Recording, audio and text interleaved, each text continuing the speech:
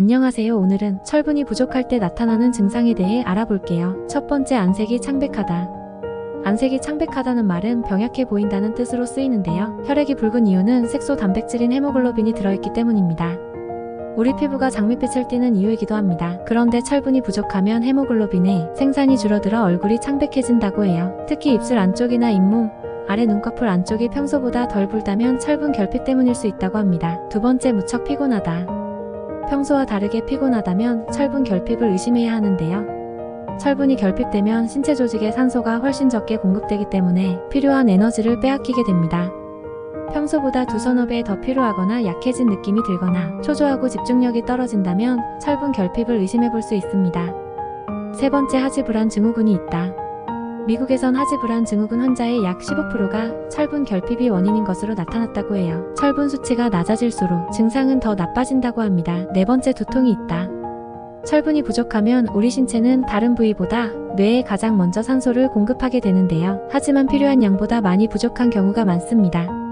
이에 따라 뇌동맥이 부풀어 오르고 두통을 일으킬 수 있다고 해요. 다섯 번째, 심장이 두근거린다. 심장에 과부하가 걸리면 불규칙한 심박동이나 심장확장 등으로 고통받을 수 있다고 해요. 철분 결핍으로 빈혈증이 생겼을 경우에도 이런 현상이 발생할 수 있는데요. 연구에 따르면 심근증과 철분 결핍이 연관성이 있는 것으로 나타났다고 합니다. 심장에 문제가 있을 경우에는 철분 수치를 검사해봐야 한다고 해요. 여섯 번째, 쉽게 숨이 찬다. 아무리 깊게 심호흡을 해도 몸속 조직에 공급되는 산소량이 낮으면 숨이 찬 느낌이 드는데요. 계단을 오르거나 운동을 끝냈을 때도 이런 증상이 있을 수 있지만 철분 결핍 때도 생기는 경우가 많다고 합니다. 일곱 번째, 먹지 못할 것들을 씹는다. 이식증이라고도 불리는 먹지 못할 것을 먹는 습관은 철분 결핍의 신호로 볼 수 있는데요. 철분이 부족한 사람들은 분필이나 흙, 종이 등을 씹어먹는 경향이 있다고 합니다. 여성들은 주로 얼음을 먹는다고 해요. 여덟 번째, 머리카락이 유독 많이 빠진다.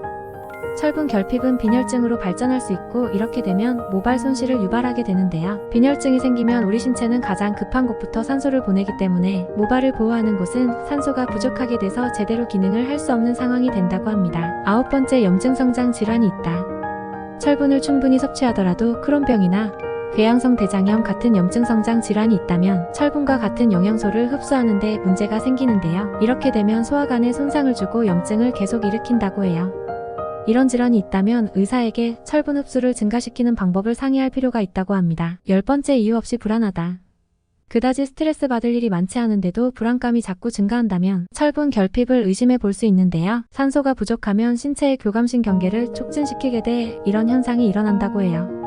철분이 부족하면 심장이 마구 뛰게 되고 편히 쉬어야 할 상황에서도 이러지도 저러지도 못하고 안절부절한다고 합니다.